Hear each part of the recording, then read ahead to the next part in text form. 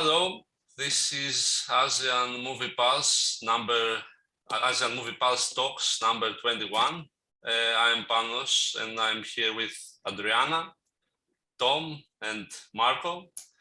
And today we're gonna ride the wave of Asian cinema this year, which all points towards Drive My Car, Oscar nominations, awards all over the world, screening in cinematheques again all over the world. Let's see what all the fuss is about. Marko is gonna tell us a bit about the story. I mean, like the story of Drive My Car is pretty basic, but it's actually not a film about the story. It's about the mood. It's about theater actor and director facing tragic loss of his wife and taking a gig in Hiroshima, directing Chekhov's Uncle Vanya. And he has been assigned a driver, a female driver, who is also a bit of a wounded soul like him. So two of them connect in a platonic, friendly way. Let's say it's that way. Yeah, well, I guess that's it more or less. It's more than 3 hours film, but that's it more or less. As you said, it's about the mood. So let's start with the obvious question. Tom, what do you think? Why do you think is the film so successful? I don't know. It was something that we were talking about before recording. I think it's a bit of a critics movie, so I can understand why it's been so well received. You alluded to the sort of festival circuit and how it picked up so much notice on there. I mean, it's a very good film. I don't think anyone would say that it isn't. You know, technically, it's gorgeous looking. It's brilliantly acted. There's a lot to dig into under the surface. I just think it's very conversation worthy, which is probably why it's generated so much interest. That it's why we're doing this recording today. So, Adriana?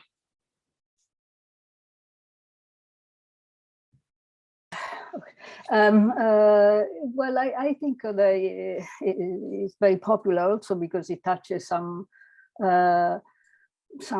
issues that are very common, like it's a film about grieving, but it's also and loss, but it's also a film about communication between human beings, and our life is made of communication or miscommunication with other human beings, and the film is about the difficulties that we have communicate and knowing fully the other people. So I think it's something that is sort of touch a bit everybody, and yes, it's a film for critics in a way, because it's very wordy, because it's very slow burning, and also very long. That is maybe the most controversial thing, but it is yeah, I think this is it. Marko? I think it's successful because it might not be a masterpiece, but it's a masterwork.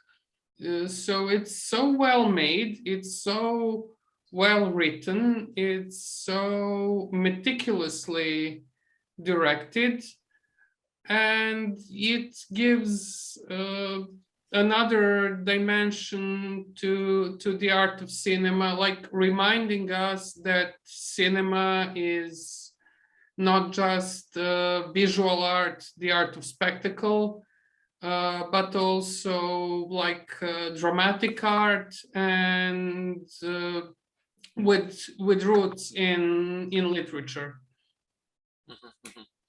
Well, I have more of a conspiracy theory actually, because I really think this was something that Hamaguchi and his producer really planned. It was like, let's say, Parasite did its success by appealing to the audience more, probably, and also more than the critics, I mean, and more than the festival crowds, let's say, and also because it managed to be very impressive and also being having some interesting social commentary that everybody could understand, even if they didn't know about Korean society that much. What Hamaguchi tries to do with Drive My Car is to reach the same goal, but going through the critics and the festival circuit, which is essentially European festival goers, let's say, because, okay, the biggest festivals are obviously in Europe with Cannes and Venice and Berlin and Rotterdam and whatever. So what he does is, okay, he has a Japanese film which is very much European on a number of levels. You have like, they drive a sub, right? It's like, as I was reading, apparently there is a sub club in Japan, but there must be around 100 sub cars in Japan. So it's not exactly common for people to drive sub on the streets. Also, you have, okay, there is this moment where the director and his driver are sharing a smoke of the roof of the car, which is like, French will probably adore that scene. And then you have, okay, the Japanese director directing a European stage play. There is this thing about one protagonist cannot speak, the others are speaking different languages, which also looks like anti-racist, and how art can appeal to every man, which also seems very something that European festivals would very much like. And this does not mean that the film is not great. It's pretty great, but for me, it's also pretty obvious what he wanted to do. And also maybe, okay, his whole path, like his last movies were aiming towards this moment. And I think he did something really smart, and I'm sure he will succeed. Okay, this is not, obviously will not get as much awards as Parasite did, but it will be like almost equally successful. So that's my take on Drive My Car. Apart from that, however, okay, there is one scene I want to, a number of scenes I want to discuss. Okay, the director in the beginning goes inside his house and sees his wife having sex with one of the actors he introduced her, actually, if I remember correct. So, but what he does is just, he goes away, he doesn't say anything and just leaves. What do you think about this scene, Adriana?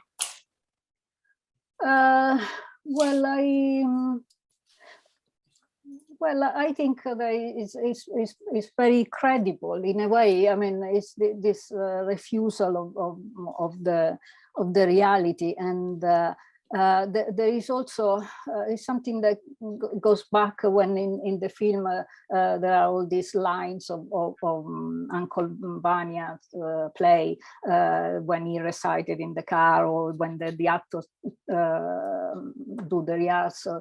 There are many of the lines that hint to the truth, and the fact that if it's knowing the truth or not knowing the truth, which one is better. And I think that this is the bit what he did with this problem, and he tried to not to see this, and this is sort of it's a bit of in parallel with the story of him losing the sight of one eye, and it's a sort of metaphor of him.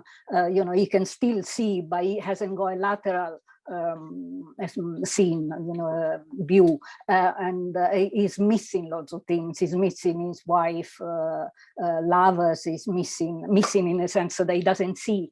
He doesn't see what is in her mind, why she chose another man, and why is and the fact that she's betraying him.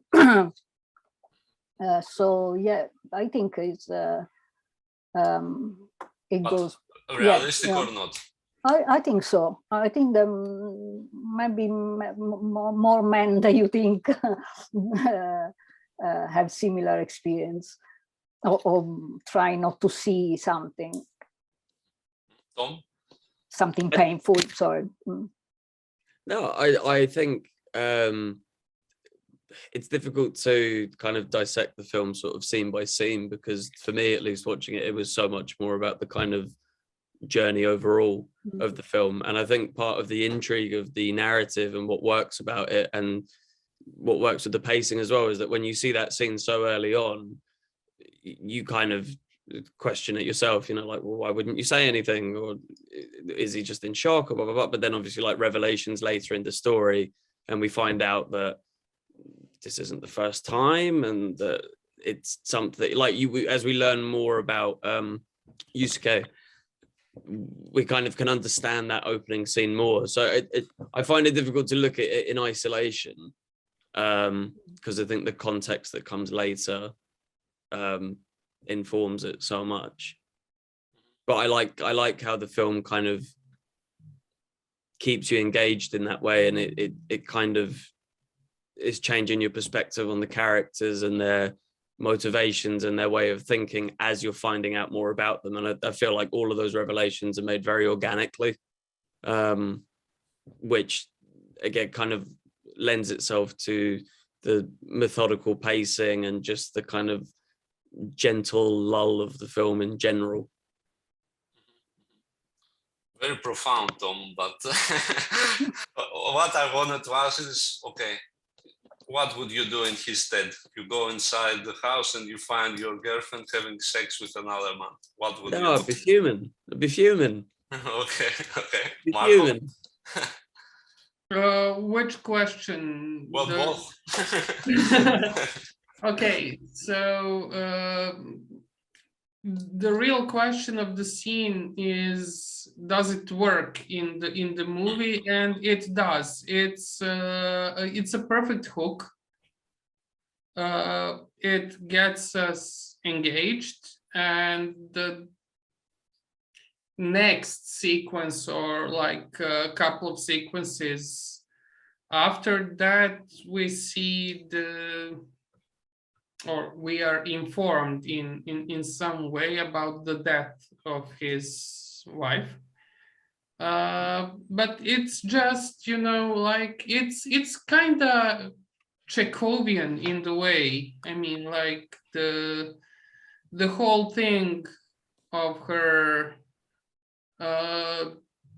dreaming of stories and being able or unable to tell to the full. I mean, like it's a wonderful way to not to open the film, but you know, like to set one of the main threads. Yeah, also the fact that if he find out this the wife infidelity and then he sort of run away, it leads to the fact that he ran away from a discussion with her, which then leads in the fact that she died, and he probably wouldn't have, you know, happen if he was there. It's all a bit like a complex twist there, and the first act of the film, which is then the prequel. You know, it's a strange first act for a screenplay, but very effective, I think. The first act actually functions as a movie on its own. Yeah. Like kind of longer short, or like a mid-length movie, or an episode of a mini series, whatever, on its own. It also gives you the idea when you start to watch the movie that you are watching one film and then all of a sudden you are in another film. But it's not a very it's a bit disconcerting, but it's not a negative feeling in a way. It works in a... Yeah, it's a brilliant prelude, and it the fact that it's so long, it's essential for setting up the rest of the narrative. Like it's so important for everything else that happens. And obviously the new characters introduced and the different conversations that happen and the new relationships that are sort of established, but it all kind of comes down to that opening chunk, which is where we sort of end up with at the end as well, especially with Yusuke's sort of character resolution. I think also it signifies the beginning of a kind of demasculinization, let's say, or the deconstruction of the protagonist, because okay, after this he's not anymore, he's not like a lover, let's say. This part of his character is not there anymore. Then his wife dies, so he's no longer a husband. Then he starts losing his eyesight, so maybe he does another aspect of his is missing. And then he also cannot drive, which, okay, we all know sometimes it's very important for men to drive, you know. So a kind of deconstruction begins from that scene for me. It actually explains some of his later actions, and I think it's a really good start. Although I have to say that some of my Greek friends regarding this scene, they all said, how Japanese of him. He goes and sees his wife having sex with someone else and just leaves. Okay, but I guess that's a cliche. Who knows what anyone would do in this situation, but okay. And what do you, for me, maybe the biggest, it's not exactly a fault, but I think it's an aspect that could have been handled better, is his relationship with her lover. For me, it's a bit, I don't fully understand it, how he becomes friends with him. And I'm not sure if he has him play the role in his play because he wants revenge and then becomes friends with him, or it's something completely else. I'm not sure about that. What do you think, Tom? I think it ties into what you were just saying a second ago about Yusuke sort of being emasculated. The two of them, certainly in their early relationship after his wife's passing, they are almost having this kind of like macho off with each other, where it's like he's sort of viewing him as the man who his wife chose, even if it was just sort of as part of an affair, you know, not in terms of like long term or anything. But I think it's sort of out of morbid curiosity that he casts him, and I wouldn't even say befriends him, but just kind of gets to know him, because he's still trying to answer that question himself of why she's had an affair and what maybe Koshi's got that he's lacking. And it's a very strange relationship that they develop, but I kind of like the fact that it wasn't clear cut, because most of the time in life you have a lot of relationships that aren't very clear cut. You know, it's easy in cinema to sort of define people's relationships with one another, but I like that it was a little bit murky. Marko? Well, I don't. I'm not sure. I mean, like, I think Hamaguchi was playing with our expectations, because, you know, like, the unwritten roles of movie dramaturgy would be that we would probably expect a revenge or something, or like at least an attempt of revenge, or maybe a closure, maybe an insight why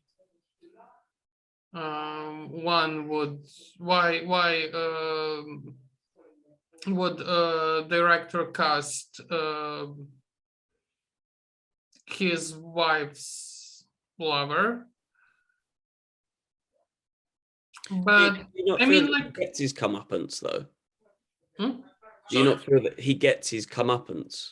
Yeah. I mean, at the end of it, like there is sort of he gets what's coming to him in a way, but it's just not in the way that we expect. Like Yusuke isn't as malicious a character. Sure. So I mean, like, it's probably one of the human mysteries. But as I said, it really works, and it keeps us engaged even with all those repetitions in the rehearsals and all the subplots. Most of them lead to nowhere, but actually it's about the protagonist learning how to live, in a way. How to live a new life, or how to live, yeah. Because before, I'm not sure if he lived a life.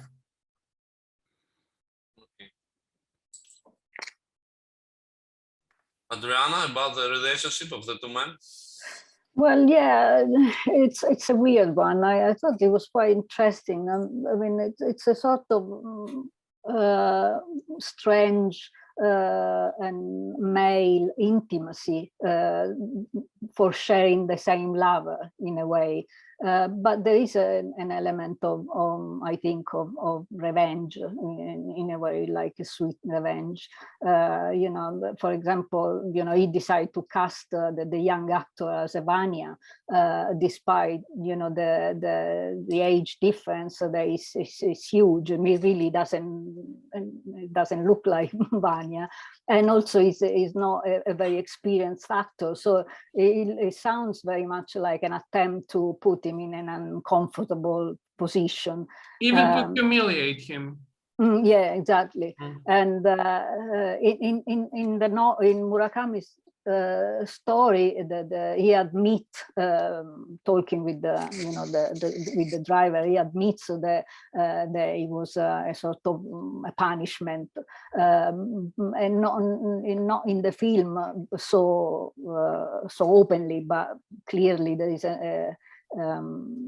an element of that. But I think that there is also like a subconscious attraction for someone that knows another aspect of his wife, in a way. I also think there is a kind of element of revenge that goes even beyond the movie, like a meta level of revenge, because the director, and I think Murakami also, has this guy being, okay, he's not a good actor, it's proven again and again. Then he's also kind of an asshole because he's violent and he has very violent tendencies. And in the end, there is this discussion in the bar, and Yusuke tells him some things about his wife that he couldn't ever know, that, like, highlighting that his intimacy was much more than the actor had with her. And also considering his end, it's like the ultimate revenge for this character who dared have sex with his wife, because everything went to hell for him after that, I guess. So yeah, maybe there is a bit of a spite there. Could I just, on that, like, I don't know if I am on my own in this, but I really don't see the revenge part of it at all. Like I take that on board completely, but I think he's just got this fascination with him. I think Yusuke's got this fascination with Koshi, and I even feel that the two mirror each other in some aspects, because Koshi's like a younger actor, and the fact that Yusuke casts him as Vanya, which is the role that he ultimately takes at the end of the film, and the role that he had taken when they'd performed the play before.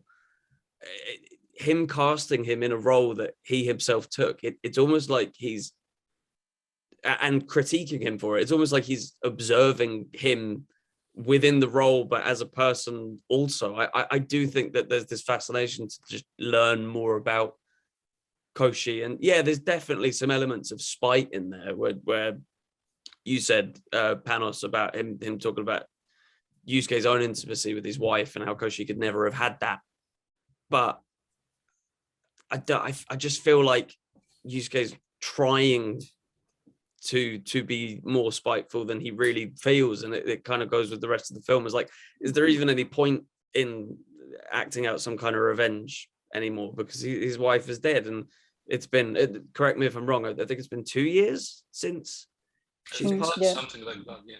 Yeah, it's like it's been a couple of years, and is there even really any point? And then in the end, Koshi sort of self-destructs himself. Like it's Yusuke who tells him sort of to, you know, calm down and to not be that violent person, and it's Koshi ignored it. He almost tries to mentor him in some way. So it's a very odd relationship from our perspective, because I think, Marcos, like you were saying earlier, like from a film, you expect the kind of aha, like I got you back sort of moment, and it doesn't really happen that way. I think what I wanted to say is that the revenge for me happens in a level outside of the film, essentially. I mean, let's just say that Murakami or Hamaguchi are identifying with the director, Yusuke, let's say. So, okay, what happens in the end is his wife cheats on him with this actor, and she dies, and he goes to prison. So the revenge is on another level, but you know, maybe it's kind of a message: don't have sex with the director's writer's wife, because bad things will happen to both of you, or something like that.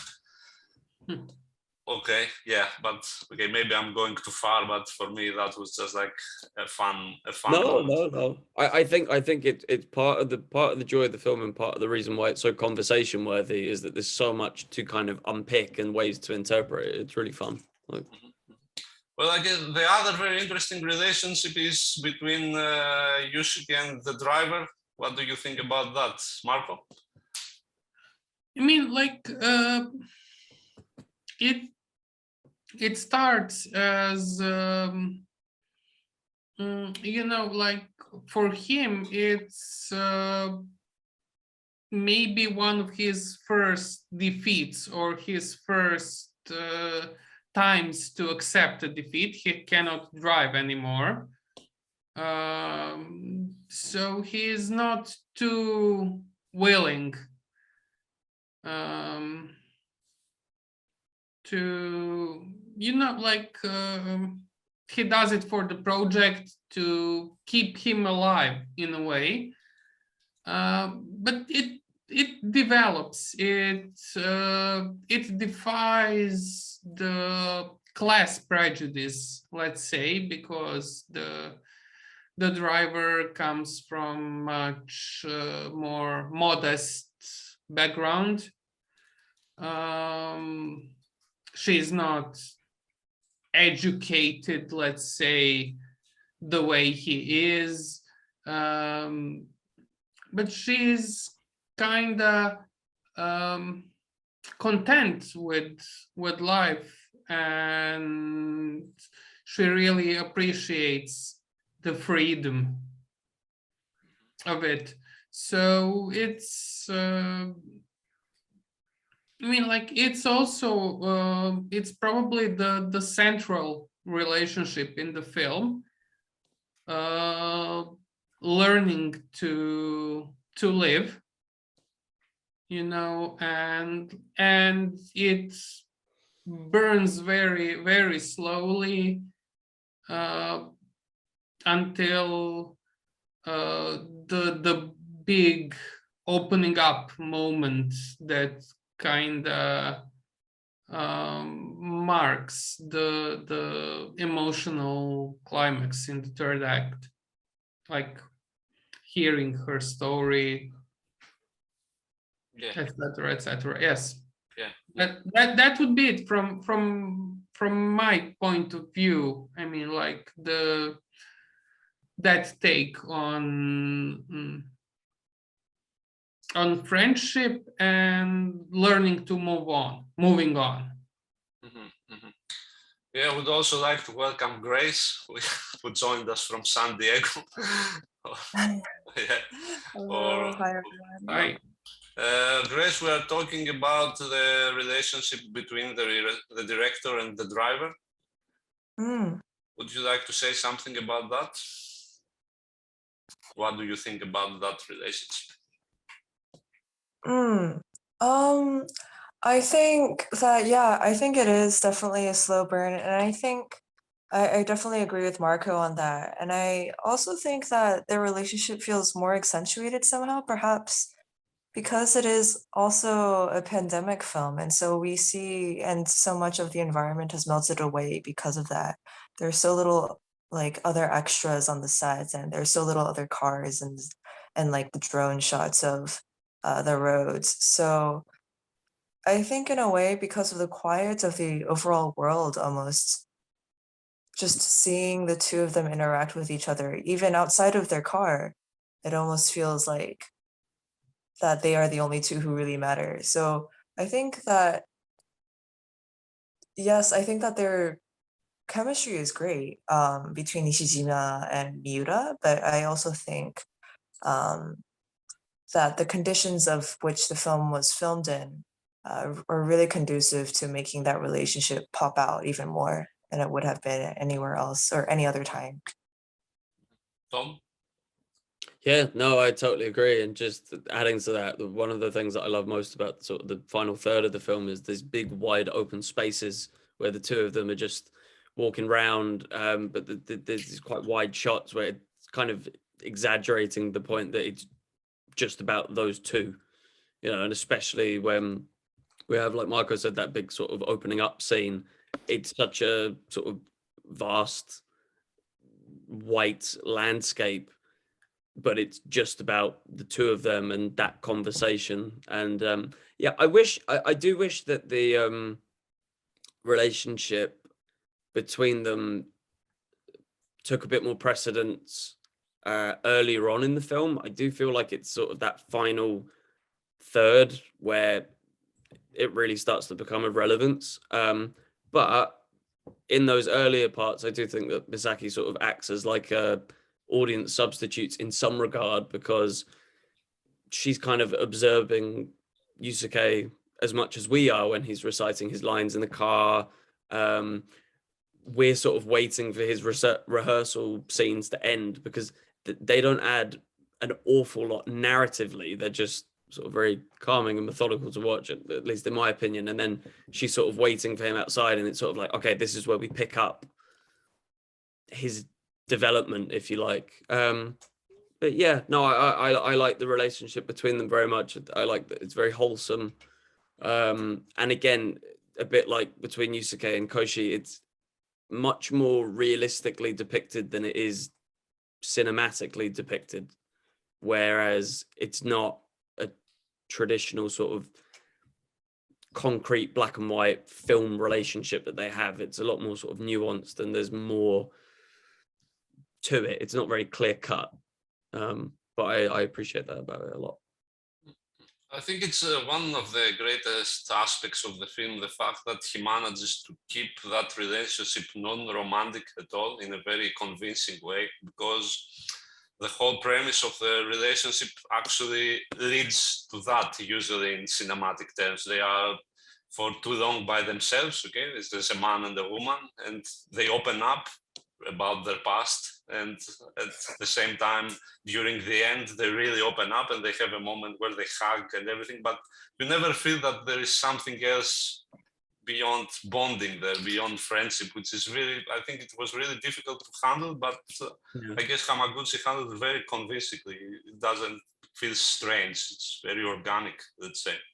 I would actually it's about power. She is, as a person, she is more powerful than he is,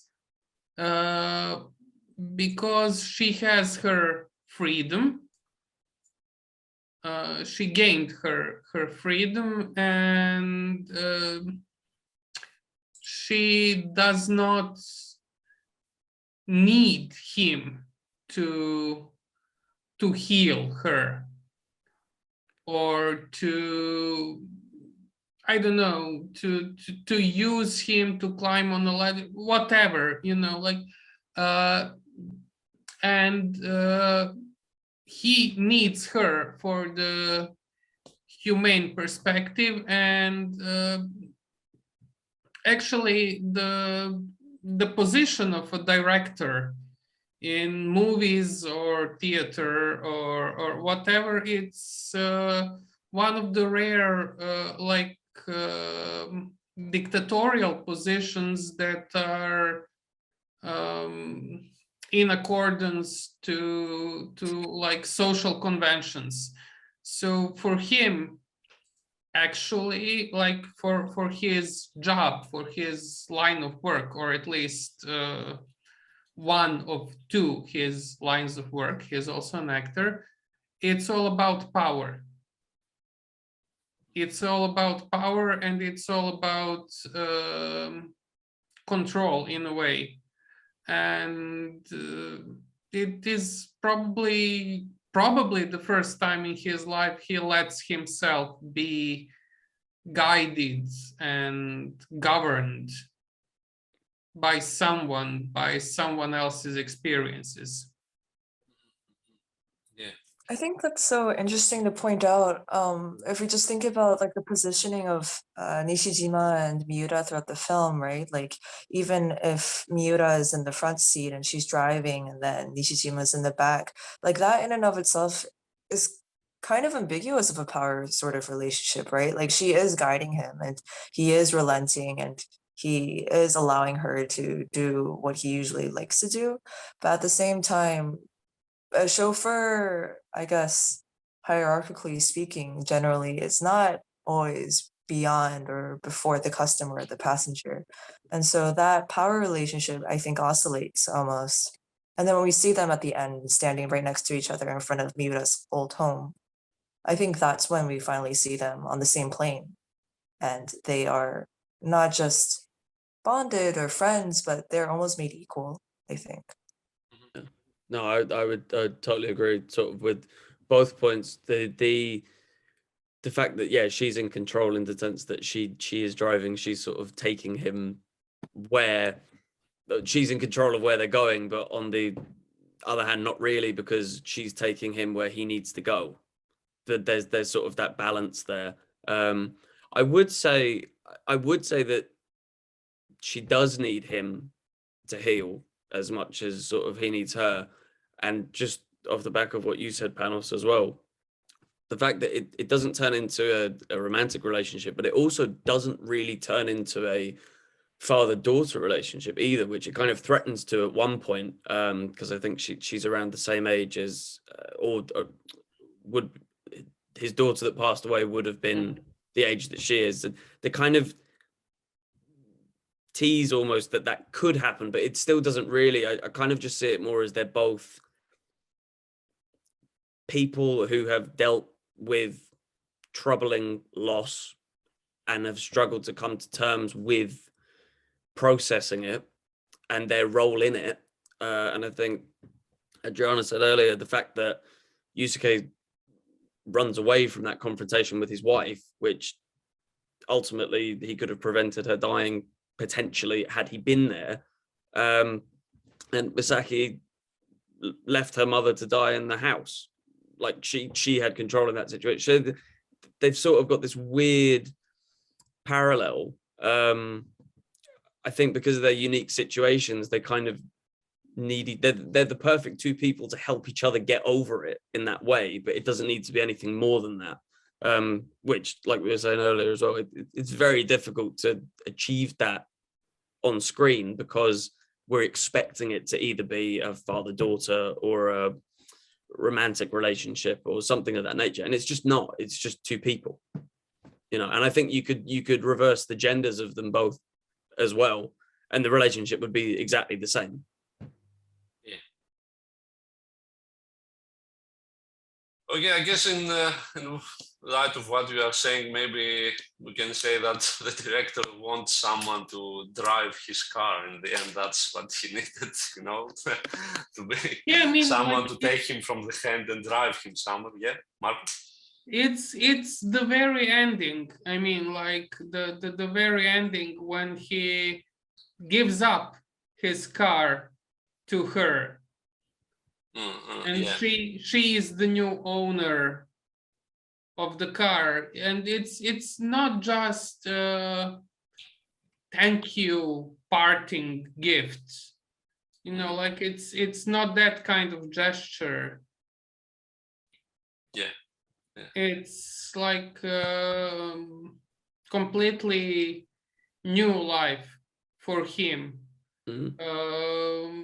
founded on acceptance of the things he lost. Adriana? Yeah, can you hear me now? Yeah. Okay, finally, sorry. Yeah, no, exactly. I was saying that, you know, the fact that she's driving his car is a very obvious symbolism of trust. And so, yeah, it's a very slow burning because it's a relationship that lasts almost the whole length of the film. And they very slowly, like Tom was saying, there are two people that have some lots of pain inside, and so slowly they open up and they start to trust each other, and so, and in the end they have for the whole film a very sort of coldish, very severe posture that sort of melt away at the end with the cathartic revelation at the end. And so, yeah, and there is a scene where where you see from a distance her taking care of the car, you know, and you know, folding very carefully the cover of the car, and he's sort of taken aback because it's like someone is taking care of him, and he starts to let go in a way, you know, and start the trust. So Okay. yeah. Okay. And regarding, I guess the other very interesting character and concept of the film is the mute actress, who also happens to be the wife of one of the producers, which is, I don't know, a bit cheeky there. A comment there on how the industry works, you know. Favorite reveals in the film. Yeah, yeah. Okay, I'm only joking. But what do you think about that, Tom? It's my favorite reveal in the film. It's such a kind of light-hearted moment, and I think Yusuke even chuckles when he sort of sees her standing there in the driveway. And it's just kind of like, yeah. I don't think too much on her character in particular, to be honest. And I don't know if that's just a deficiency on my part, but it wasn't one of the major takeaways I had from the film. So I don't know if someone else can delve into her specifically a bit more. Grace? I thought it was interesting. The presence of her character, rather than just like the reveal, I think was interesting on two parts. I thought it was interesting to see two films that have made it to the Oscars this year about just wordlessness and overcoming communication. The other one being Coda. And then I thought it was interesting too to see this character, not just because of her I guess not just because of her deafness, but also because of her relationship to Koreanness and how much of that she also represented as well. Primarily because this film, I think, was also supposed to be filmed in Busan, right? And I think Hamaguchi had also filmed or was really said that in interviews that he was really excited about working with other Korean actors and actresses before as well. So I thought, yeah, rather than her reveal, I thought her mere presence was really interesting, and how much impact that she had on the production was really interesting as well. Marko? Well, I don't have much to add here. I mean, like, it's one of the subplots. It's a very endearing one. And also, like, one of the mysteries of life, but also, I mean, like, it kind of works with the stage production they are trying to make. I mean, like, young and a bit hammy actor for Uncle Vanya, actors of different backgrounds acting in different languages, and of course, like the handicap as the final taboo that needs to be broken. In a way, I'm pretty certain that nobody actually attempted that kind of stage production, like combining the hearing actors and Foreigners, I guess. and deaf actors, combining different languages. Well, maybe that. I mean, you can always subtitle a part of.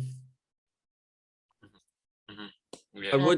I would just say, sorry, that I found her, I guess it's not really a speech at the end, but her final sort of sign scene during the stage production, I thought that was very sort of visually striking and memorable and different, because it's completely silent, but it's kind of this very profound bit of, again, it's not dialogue, but just this very profound sort of speech that is sort of reflecting on the film as a whole, but it's completely silent. But I just found that whole scene to be very striking. Adriana? Yeah, the final, the Sonia's final monologue, it's beautiful, in, you know, also because it pays off and it brings together all the lines that we've been listening for the whole film, and the fact that it's silent is quite amazing, but so warm. And the character, yeah, it's an interesting character, and also I don't know if that goes with Panos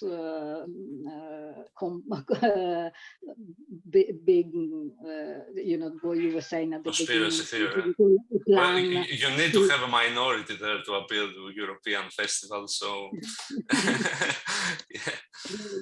Definitely is consciously taking on some more transnational aspect, you know, that you can't deny that. But anyway, no, the character is very interesting, and yeah, the reveal is nice because it's together with the final, you know, the cathartic moment.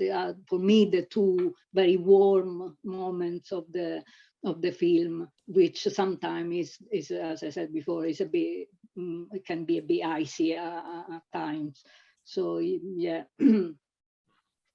Yeah, and I just want to build off of Tom very quick. And thinking about the presence of this character, I think that, and Sonia's monologue, I think that her gestures in the end also emphasize the silent gestures and body language of Nishijima and Miura as well.